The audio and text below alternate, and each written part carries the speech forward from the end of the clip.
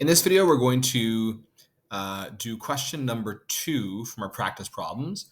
We're going to use the figure below over here to determine the average reaction rate for the production of oxygen gas between 180 and 320 seconds. So we know we're asking for average because one, well, it said it in the question, but also because it's in the time interval, so between two times. So we're looking at this in terms of oxygen. So you have to choose the right curve because this shows essentially all the components of the reaction. We want to do this in terms of oxygen specifically. And what we want to do is we want to go on our curve and find those times and then use those times to do our rate of reaction. So we can look for 180 and we can look for 320. So this is 150. This is 200 over here. So 180, if we're going up by 50, so this is about 175. Okay, so about over here. So that's about the 180 there. And then we're also looking for the 320 mark. So this is 350 over here. This is 300 over here. So 320 is below the middle of that, right? So probably somewhere around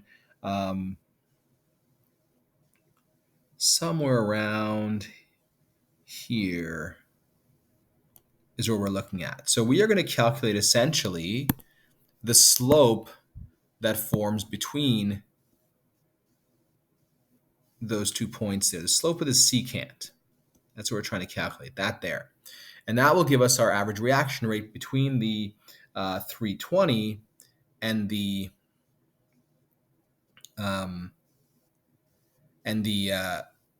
180.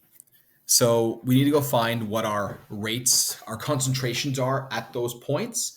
So just a little reminder, this is about 320, and this over here is about 180. Answers may vary a bit depending on how you estimate, but it should be a reasonable estimate that you have there. And then we just went up and found their points over there on our curve for the concentration.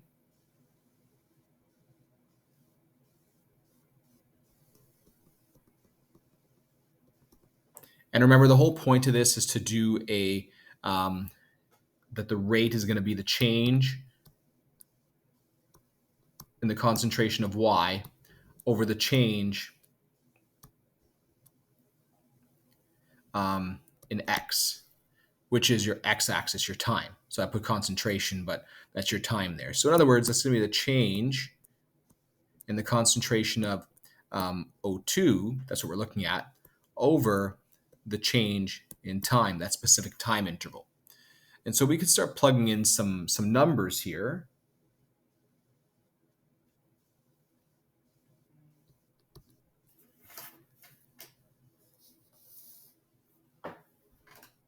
And we can do,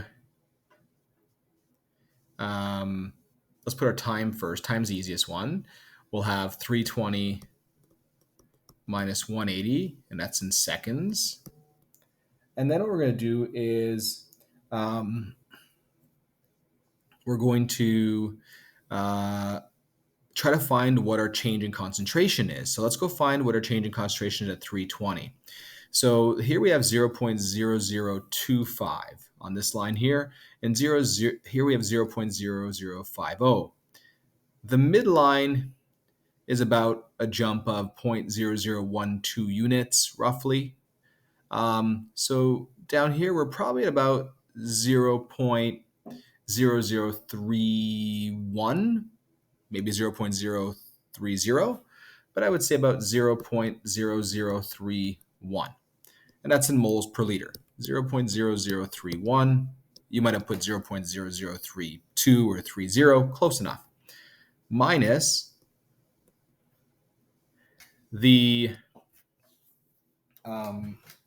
oxygen over here. At that point, we're at about 0.0025. So that works. That's easy because it's right on the line there. So 0.00025, and those are all in moles per liter. And so what's that? What is that going to give us? Well, let's do it one calculation at a time here. So we have 0.0031 minus 0.0025. Don't put too much in your calculator in at once unless you really know how to use it, because your calculator won't know what order you want to do things. So be very careful with that. We get 0.00060, and that's again in moles per liter, over the 320 minus 180, and that's going to be 140. And we'll get, so 0.0006 divided by 140. We get our answer there of about 0.000004285 moles per liters second. Now, you do need to be careful here in terms of the sig figs.